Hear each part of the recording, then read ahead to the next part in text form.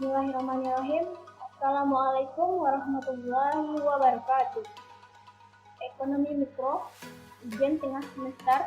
Nama Feni Yuliana, NIM 19 1063404009. Dosen pembimbing Noni Novarista, PT MTSI.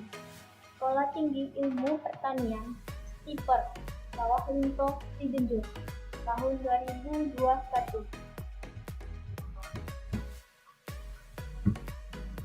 Aspek kelangkaan dalam ilmu ekonomi. Pengertian kelangkaan adalah kebutuhan manusia tidak terbatas, sedangkan alat pemenuh kebutuhan tersebutlah yang terbatas. Next. Selanjutnya harus adanya pengorbanan untuk mendapatkannya, yang penyebabnya yaitu perkembangan teknologi, pertumbuhan penduduk, kebutuhan produksi, kebijakan pemerintah, SDA yang terbatas, SDM kurang, bencana alam, ketidakseimbangan struktur ekonomi. Jenis-jenis barang dalam ilmu ekonomi beserta contohnya.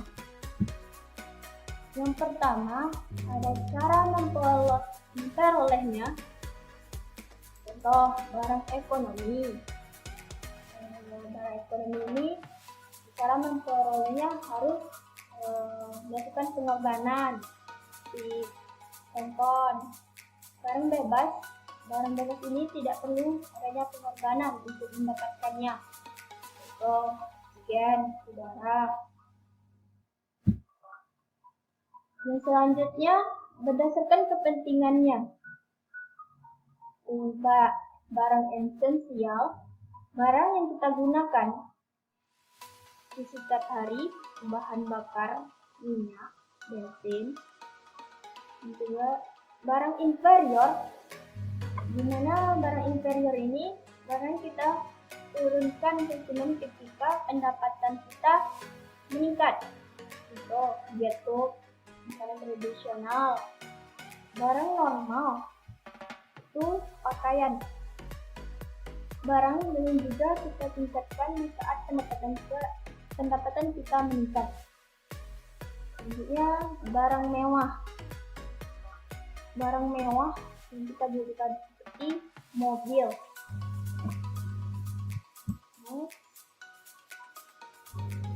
Proses pengolahannya. Yang pertama ada barang mentah, tidak reward. Yang kedua, barang setengah jadi, menjadi benang. Yang ketiga, barang jadi dan telah jadi, pakaian atau helaian kain.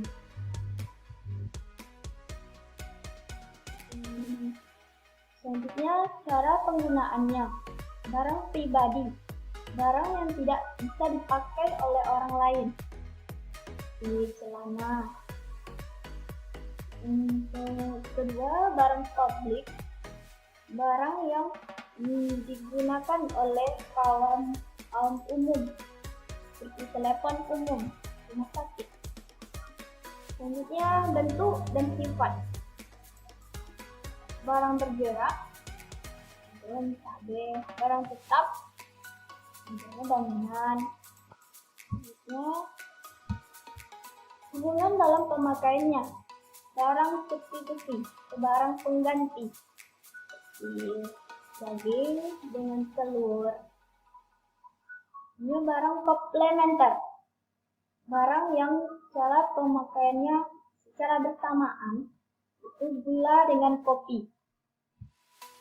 Next, permintaan dan penawaran dalam kehidupan sehari-hari.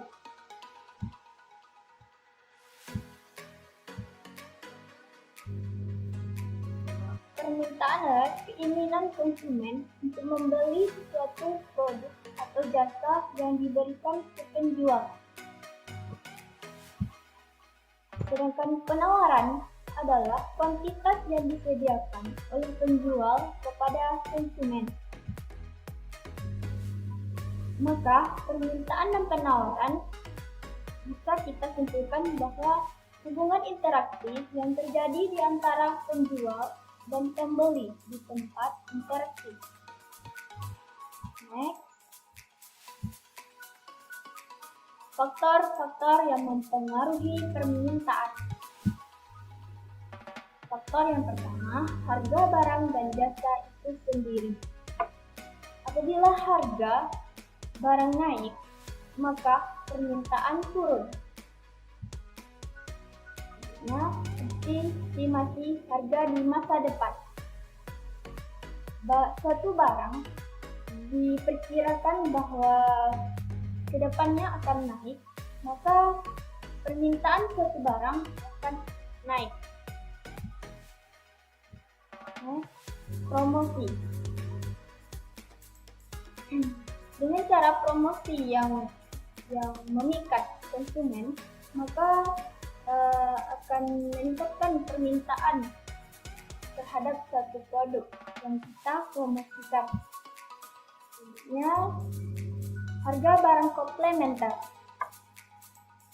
Harga barang komplementer ini, jika barang utama naik, maka barang yang secara bersamaan itu akan naik juga. Next, harga barang substitusi.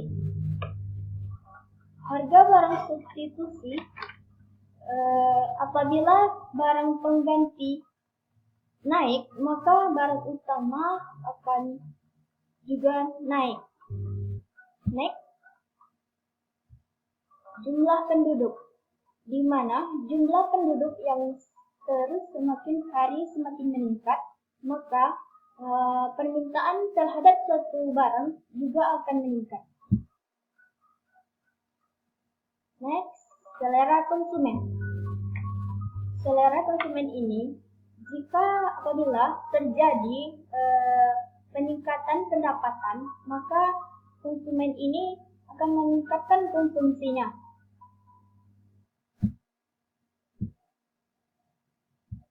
Pendapatan. Pendapatan ini berkaitan dengan selera konsumen. Jika pendapatan meningkat, maka konsumen akan meningkatkan konsumsinya, di mana seperti mulai makan lontong, terus makan spaghetti. Selanjutnya jika pendapatannya naik.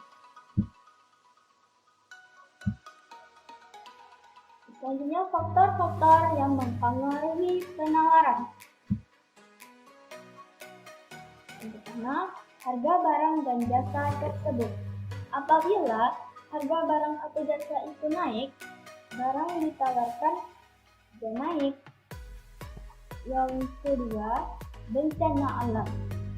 Bencana alam ini, jika terjadi bencana alam di tempat di mana diproduksinya barang, maka barang itu ditawarkan akan meningkat.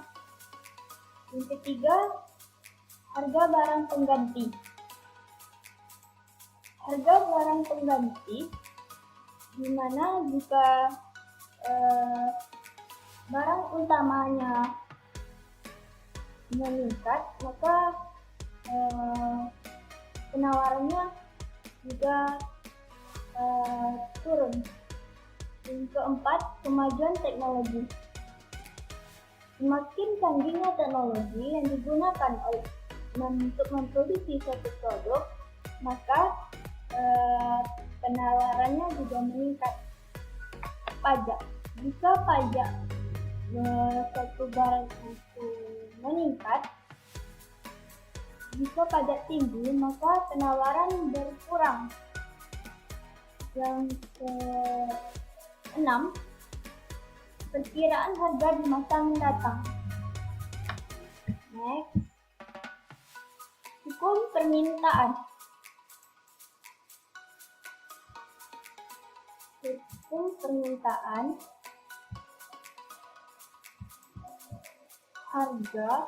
jika harga naik sedikit saja, maka permintaan suatu barang akan menurun. Seperti yang kita lihat di diagram ini, jika harga saja naik 50, maka permintaan 10. Jika naik harganya 100, permintaannya 8. Maka hukum permintaan itu jika harga naik, maka permintaan turun. Next, hukum penawaran. Hukum penawaran ini suatu barang yang ditawarkan secara meningkat, maka penawarannya juga meningkat. Lalu kita lihat di diagramnya. Misalnya 1000, jumlah yang ditawarkan 2.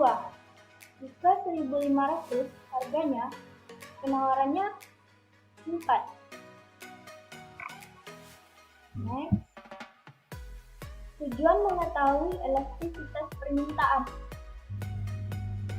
Tujuannya yaitu menghitung nilai elastisitas permintaan yang bertujuan untuk mengetahui seberapa besar tingkat kenaikan permintaan dari suatu barang. Berdasarkan teori tujuannya, yaitu kebijakan pemerintah terhadap ketentuan atau kebijakan impor, dan ada juga perpajakan. Selanjutnya, strategi penetapan harga sesuatu produk.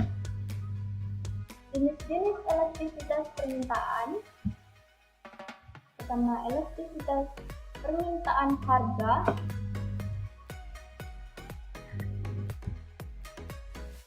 Persentase perubahan jumlah barang yang diminta dengan perubahan harga di pasar. Yang kedua, elastisitas silang, yaitu hubungan jumlah barang yang diminta untuk perubahan harga barang lain terkait barang tersebut. Yang ketiga, elastisitas pendapatan, perubahan dalam permintaan yang diakibatkan dari perubahan pendapatan.